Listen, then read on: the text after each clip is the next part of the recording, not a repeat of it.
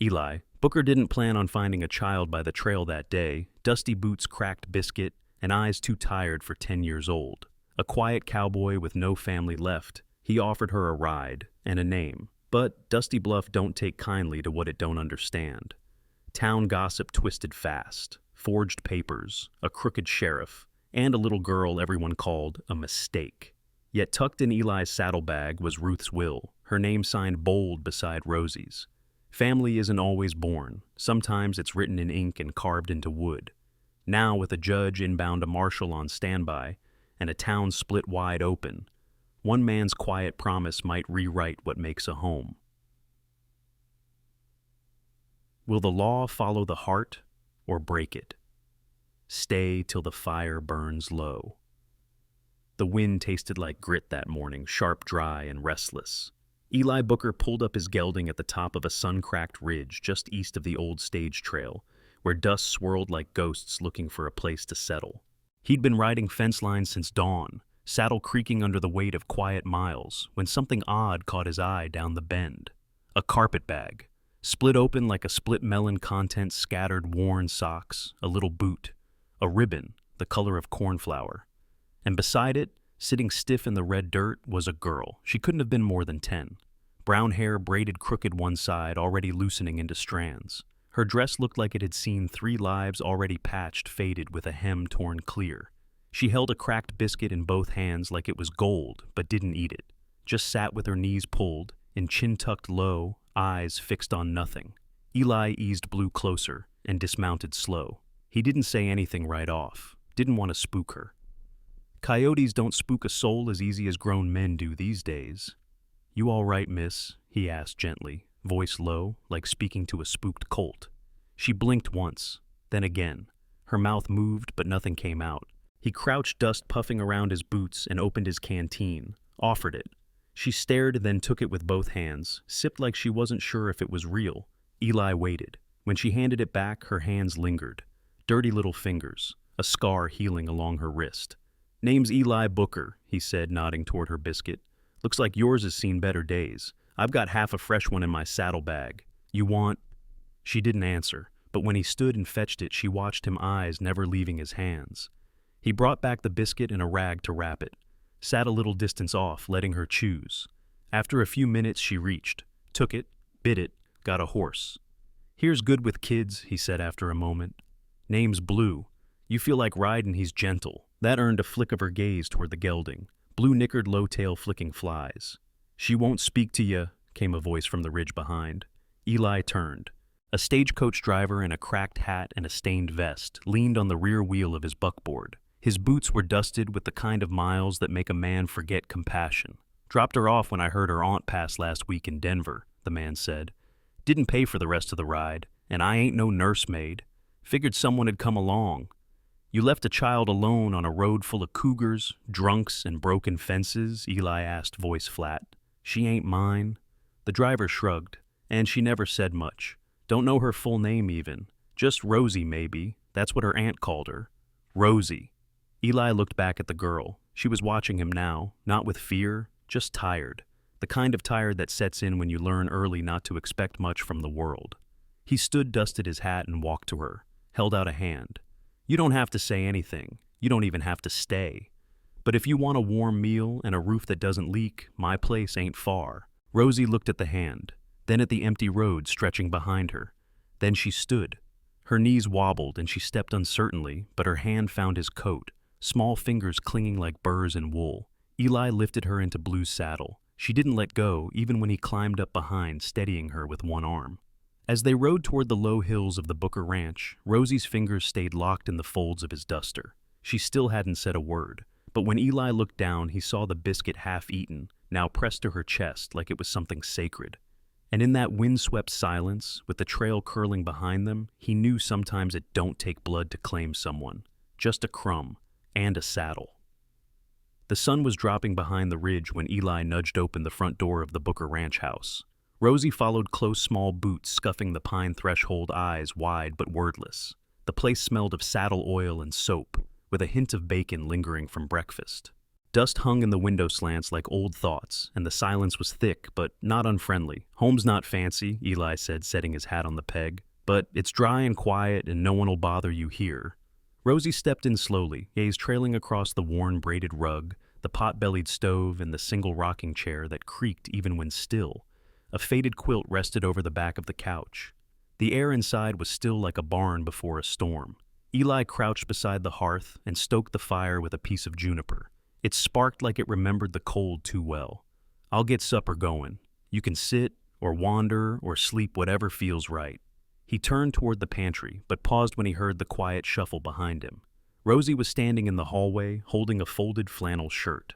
The hem nearly brushed her ankles. It was blue with faint yellow stitching, one Eli hadn't seen in years. "That was my sister's," he said gently. Rosie looked up hesitant. "You can wear it if you want. Ruth wouldn't mind." Rosie nodded barely. She padded down the hall to the spare room, Ruth's old space, and disappeared behind the door. A moment later, the latch clicked softly. Eli stared at that door for a long minute. Then he went to the kitchen, sliced potatoes, browned beans, and cracked 2 eggs in a pan. By the time supper was ready, Rosie hadn't reemerged. He knocked once, voice low. "Left you a plate by the stove. It'll stay warm a bit." He didn't hear her reply, but later when he walked past, the plate was empty. The next morning, Rosie was out by the chicken coop at first light, gathering eggs like she'd done it all her life. She still didn't speak, but nodded when he handed her a small basket. She followed him to the barn without being asked, trailing just behind his boot heels like a quiet shadow. By noon, she was sitting cross-legged in the tack room, sorting saddle ties with tiny fingers, while Eli repaired a cracked stirrup. Her focus was sharp movements, careful. When he glanced her way, she ducked her head, but there was a trace of something different there. Not comfort, not yet, but maybe the edges of it. That night, as they watched the fire burn down, Rosie whispered her first words. "Thank you." Eli looked up from the ledger he was balancing. Her voice was soft, uncertain, but steady. "You're welcome," he said, trying not to let too much weight fall into those 2 words. After she went to bed, he opened the top drawer of the bureau in Ruth's room. Inside, folded neatly between a pocket Bible and a photograph, was Ruth's leather journal. He thumbed through pages lined with her careful hand notes about the ranch receipts, grocery lists, and one section with a different rhythm. "If anything happens to me," she'd written, "Rosie Mae Turner is to be mine to raise. She's the only family left that matters. I'll sign it here and put it away safe." Ruth's name was penned in bold ink, the lines strong, even though her hand had been shaking in those final months. Eli ran his fingers across the signature like it could still speak. Then he closed the journal, heart heavy in his chest. The town might whisper, folks might talk, but Ruth had already decided. He looked toward the darkened hallway where Rosie slept in a too big flannel shirt, her hand still clinging to a fraying sleeve like it was a rope in high wind.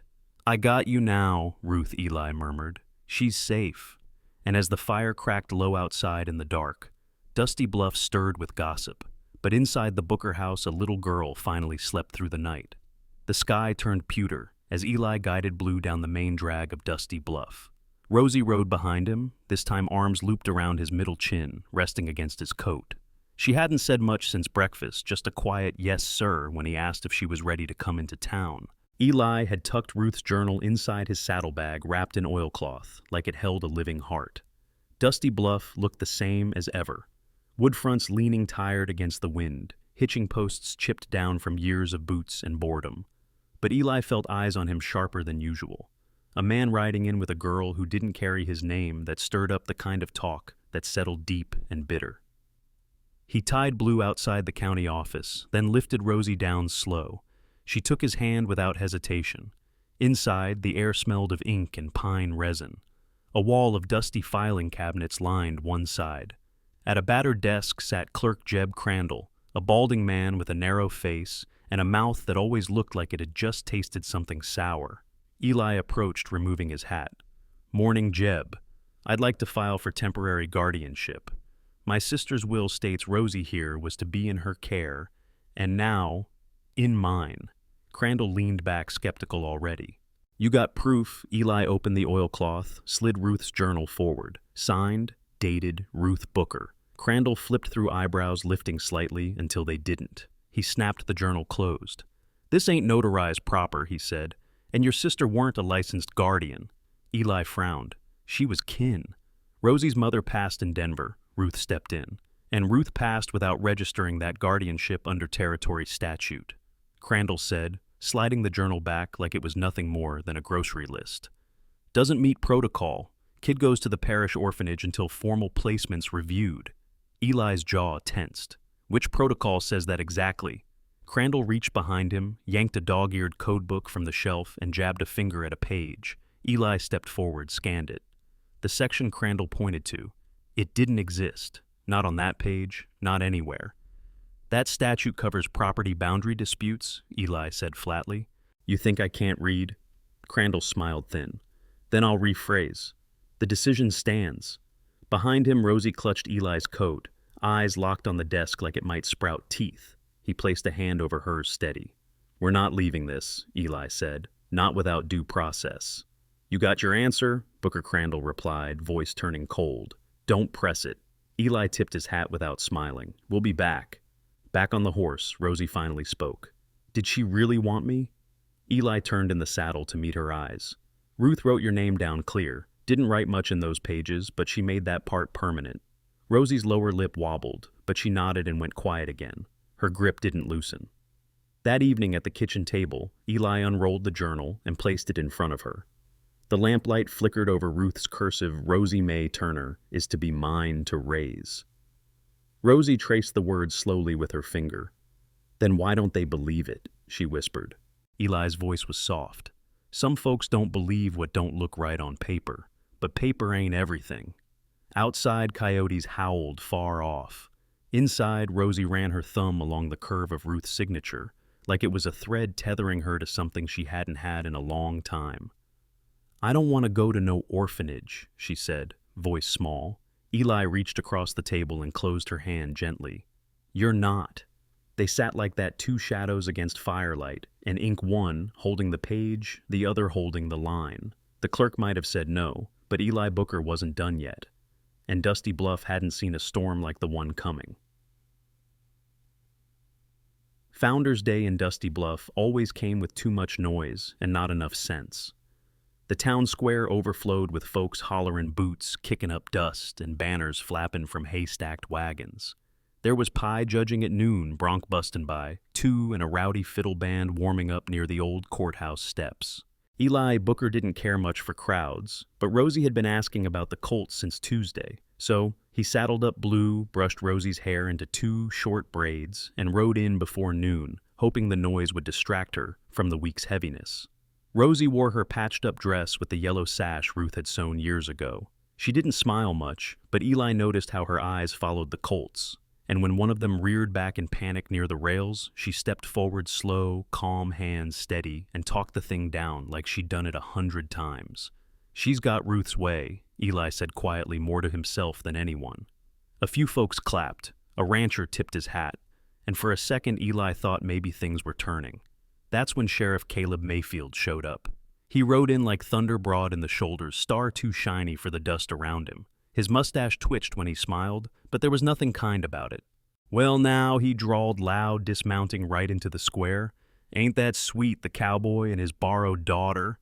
Eli stiffened. Rosie stepped back toward him. She's not borrowed, Eli said flatly. Mayfield chuckled. Well, you got the papers to prove she's yours. Eli didn't answer. Not yet. The sheriff knew the answer. Crandall had already sent word. See, thing is, Mayfield went on circling them like a showman. I've got orders here from county court. No registered guardianship on file, which makes this child, he pointed like she was livestock, a ward of the parish home until things are proper. He signaled his deputy. Cale Rucker, wiry and mean-eyed, moved in quick and snapped iron cuffs on Eli before he could blink. Rosie screamed, grabbing Eli's coat. No, he didn't do nothing. Eli stayed calm, crouching to meet her eyes. You stay brave, all right, like Ruth taught you. Get her off him, Mayfield ordered. But before anyone could move, a sharp voice rang from the saloon balcony. That seal you're waving. The voice said it's a forgery. Heads turned. Up on the second floor, leaning over the rail, stood Judge Merrill Green, retired but not yet forgotten. His white beard caught the wind like a flag, and in his hand was a small leather folio. I fined Clerk Crandall for using that exact crooked seal 6 years ago. Don't think I forgot. Mayfield narrowed his eyes. "This isn't your jurisdiction, Green." "Maybe not," the judge said, descending the stairs slowly, "but forgery is still a federal offense." The crowd stirred. Conversations grew teeth. A few men shifted their hats. A mother pulled her son closer. Green reached Eli and turned to the deputy. "Unlock those cuffs. Now."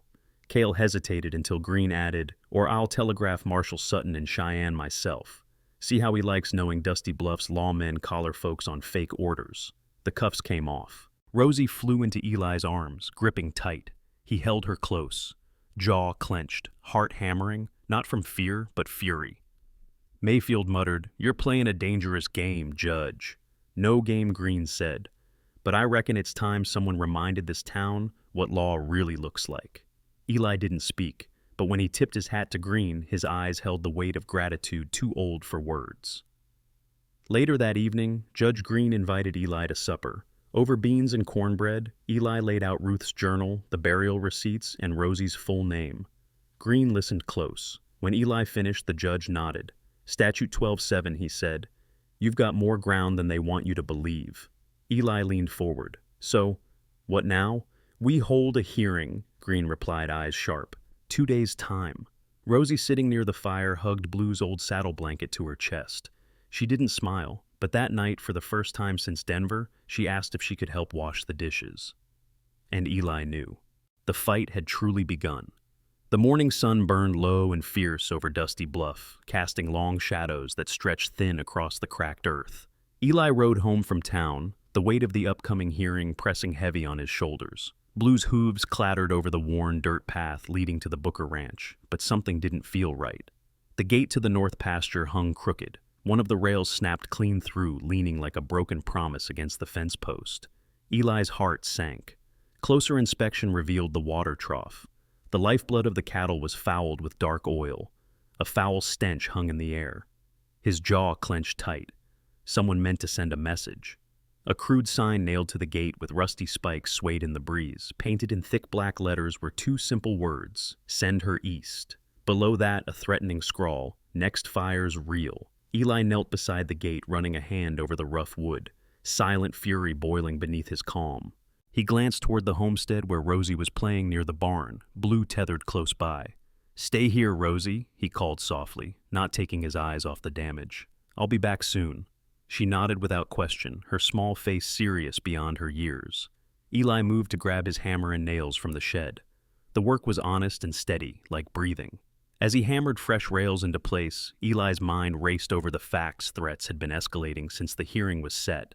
But this crossed a line. The crooked sheriff and his cronies were desperate, willing to poison water and break fences to scare them off. But Eli was not one to back down. Later that afternoon, Eli rode into town with Blue determination riding alongside him. Judge Merrill Green was waiting on his porch, reading by the shaded veranda. Eli pulled up and dismounted without a word. The judge looked up, eyes sharp beneath the brim of his weathered hat. "Trouble?" Green asked. Eli showed him the torn gate and the poisoned trough. Green's brow furrowed. "Intimidation's a common tool round here, but this is more than that." Eli nodded. "I want you to know I'm ready. For the hearing, for whatever comes after." The judge tapped a finger against his chin. "Ruth's will, the land claim? You've got legal ground under Territory Statute 12-7. That's water rights, land guardianship, and more. Means I can stand strong," Eli asked, voice low. "Means you don't have to face this alone." Eli's lips twitched the smallest hint of a smile. "Good, because it feels like they're gearing up for a fight. Then we'll make sure they don't get to choose the weapons." That evening, back at the ranch, Eli found Rosie sitting by the fire, her small fingers tracing letters on a wooden fence rail he'd been carving. "Rosie," Eli said softly, sitting beside her, "you scared?" She looked up with wide, steady eyes. "Not as much as before. You're here." Her words held the weight of a promise. Eli ruffled her hair gently. "We're going to need each other." Across the fire, the quiet night swallowed the sounds of the ranch, the low moan of the wind, Blue's gentle snort, and the soft scrape of Eli's carving knife against wood. Outside, the shadows gathered. The crooked sheriff's reach was long, and the town was split between those who whispered in fear and those who quietly hoped Eli's quiet resolve would hold. Tomorrow's hearing was more than paper and law. It was about a home, about a girl, about a man's promise and how far he'd ride to keep it. And Eli Booker wasn't about to ride alone. The morning air was thick with tension in Dusty Bluff. News traveled fast in a small town, and whispers had turned into rumors, rumors into warnings. Eli woke early blue, already munching on the dry grass near the corral. He ran a hand through his sweat-damp hair and squinted toward the horizon. The crooked sheriff Caleb Mayfield wasn't one to take defeat lightly. Eli had felt it for days now, the way the sheriff's gaze lingered too long on the ranch on Rosie on him.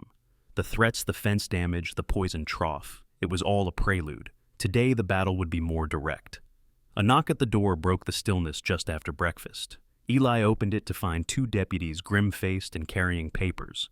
"This here's a warrant for document tampering," one said, voice low but firm. "Filed by Clerk Crandall himself." Eli took the papers, scanning the words.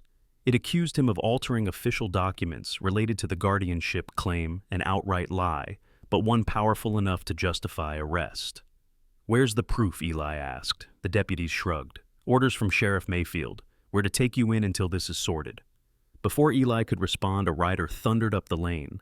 It was Judge Merrill Green, flanked by a federal marshal, John Sutton. His black hat was pulled low, eyes sharp beneath the brim. "Release him!" Green barked at the deputies. One deputy hesitated, but the marshal stepped forward, hand on his holstered rifle. "Sheriff Mayfield, you're warned," Marshal Sutton said. "Interfere again and Cheyenne Prison's next stop. This jurisdiction's under federal protection now." Mayfield's jaw clenched visibly through the window, but he said nothing. Rosie, who had been staying at the parish home under watchful eyes, received a small biscuit that afternoon from the Reverend's wife. A quiet message whispered along with a promise Mr. Booker's riding soon. Back at the ranch, Eli sat on the porch, the weight of the day pressing down.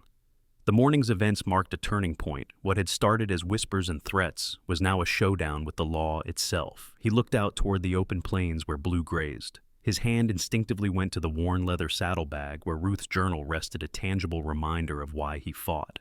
"Judge Green's got my back," Eli muttered to himself. "Marshal Sutton's got the law on our side. But the sheriff, he's got nothing but fear and stubborn pride." Inside, Rosie pressed the biscuit to her lips, her eyes shining with quiet determination. Eli knew this fight was as much for her future as it was for justice. That evening, Eli met with Judge Green at the telegraph office. The judge's face was grim but resolute. "Mayfield's playing dirty," Green said. "But we have the statute, Ruth's will, and the federal marshal's support. The hearing's in 2 days. We'll make sure this town knows the truth." Eli nodded, clenching his fists. "You're not just fighting for a piece of paper," Eli Green added. "You're fighting for what family really means." Outside, the last light faded behind the ridges. The wind carried a low whistle through the sagebrush, a warning and a promise. At the parish home, Rosie whispered to herself, "Pa's coming." The days ahead were uncertain, but with the law and a quiet, steady cowboy on her side, Rosie had a chance at a home. And Eli Booker was ready to ride through whatever storm came next. The fight was no longer just about right or wrong. It was about standing tall when the whole world was trying to push you down. The courthouse was packed, the air thick with dust, sweat, and whispered anticipation. Townsfolk squeezed into every creak of wood, filling the benches with a mix of curiosity, judgment, and hope. The front seats held the familiar faces: Eli Booker, Rosie May Turner, Judge Merrill Green, and a small retinue of legal supporters, including Marshal Sutton. On the opposing side, the crooked sheriff Caleb Mayfield and clerk Jeb Crandall sat stiffly, their smiles tight and forced. The room hushed as Judge Green rose, his white beard catching the light from the flickering oil lamps. His voice cut clear and steady across the courtroom. "We are gathered here to consider the rightful guardianship of young Rosie May Turner." He cleared his throat, then began reading aloud from Ruth Booker's will. The pages crisp, her handwriting deliberate despite the years that had passed. Every word was a claim, a declaration of love and responsibility. "I hereby declare that if anything should happen to me, Green read my ward, Rosie May Turner shall be placed under the guardianship of my brother Eli Booker. This document is signed, witnessed, and dated in the year 1885. Rosie clung to Eli's hand, her small fingers trembling, but determined. Next, the judge held up burial receipts from Denver, proving Rosie's mother had passed during the influenza outbreak, the same tragedy that had left her an orphan. The murmurs in the courtroom shifted a subtle change from doubt to reconsideration. Then came the critical moment. Green unfurled a series of papers, the official county records that exposed the crooked clerk's forgery. The seal Crandall had used to deny Eli's claim wasn't just false, it was a criminal act. Crandall's face tightened, sweat beading at his temple, as the judge's words echoed, "These documents are void. The claim to deny guardianship is based on fraud." Eli's gaze never wavered from Rosie as Green's verdict came down. "Guardianship is hereby granted to Eli Booker. Rosie Mae Turner shall henceforth bear the name Booker as a symbol of her rightful place in this family and this community." The courtroom breathed as one. A rancher near the back muttered under his breath, "About damn time."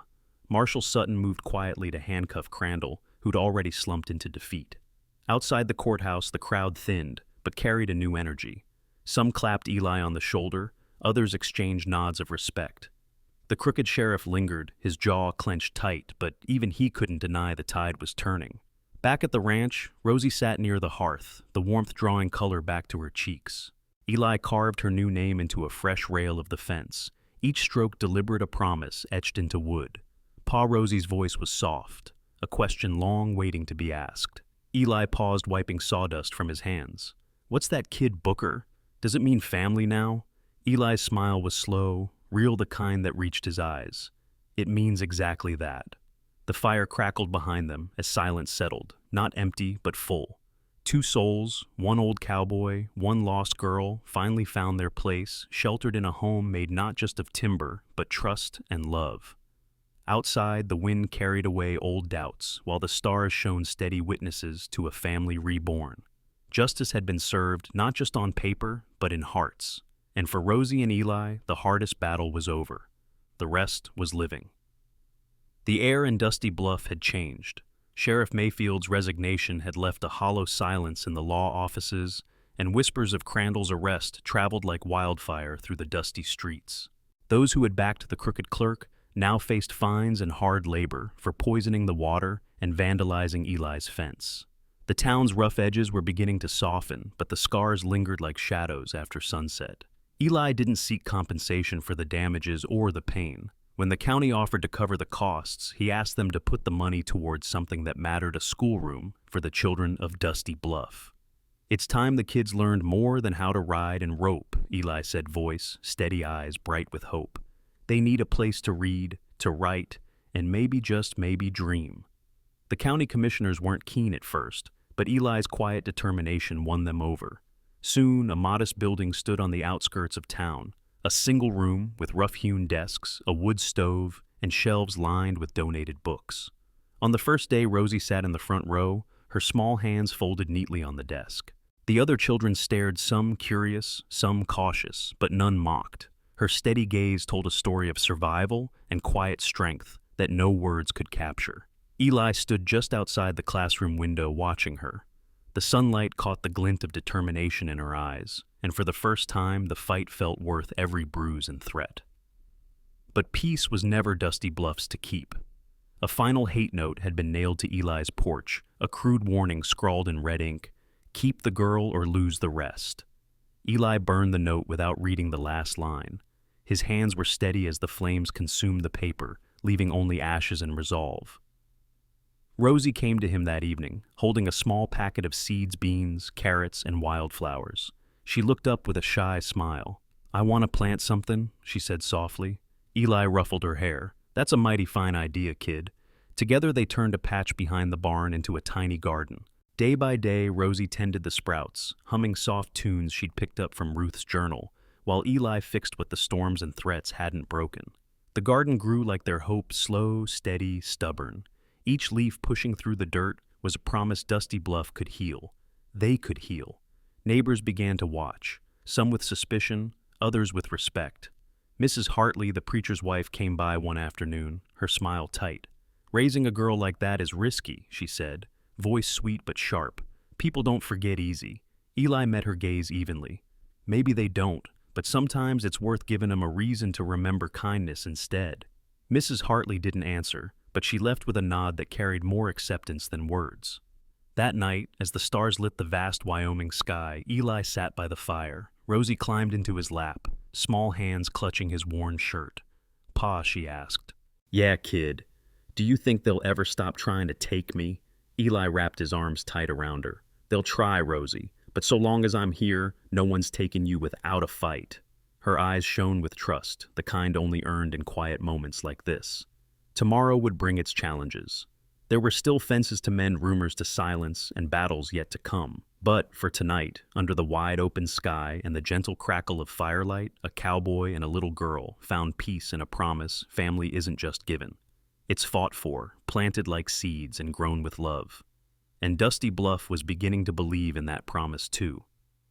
The golden light of autumn settled soft and slow over Booker Ranch, wrapping the hills in a warm embrace that promised both change and constancy. Rosie sat astride her pony Hope, the little mare's coat glossy from the sun and her own careful grooming. The fence line stretched wide before them, freshly painted rails standing straight and proud, with Rosie's initials carved beside Eli's. R.B. Eli watched her from the porch, hands wrapped around a chipped tin cup of coffee, a slow smile tugging at his weathered face. He'd spent the morning working on a new bunkhouse for the ranch hands, but all his attention kept drifting back to the girl who had once sat trembling by an overturned carpetbag, biscuit in hand, unsure if she belonged anywhere. Pa Rosie's voice broke the afternoon quiet as she guided Hope toward the porch steps.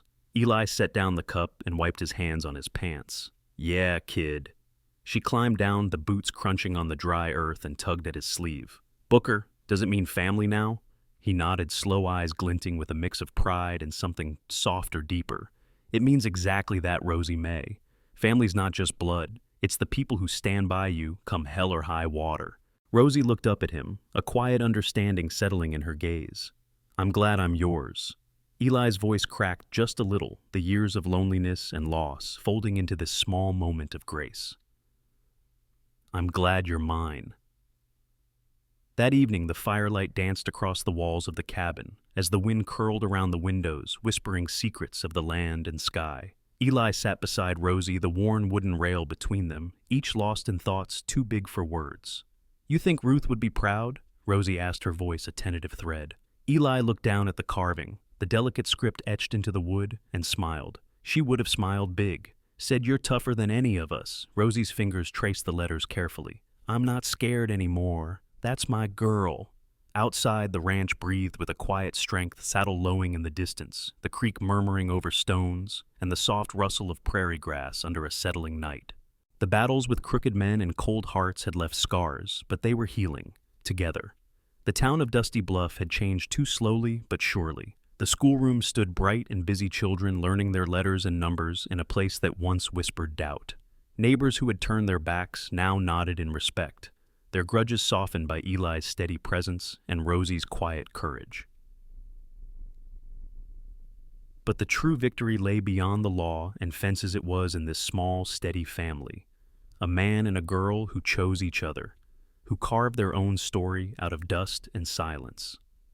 Eli rose and stretched, the weight of the day lifting as he looked toward the horizon. Rosie followed his gaze, eyes wide with dreams yet to come. "Pa, will we always have this?" she asked softly. Eli pulled her close, the future heavy but bright in his arms.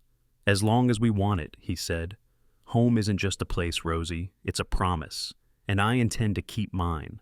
She smiled, leaning her head against his chest, the steady beat of his heart, a comfort stronger than any law. The fire crackled on, casting shadows that danced like old ghosts fading away.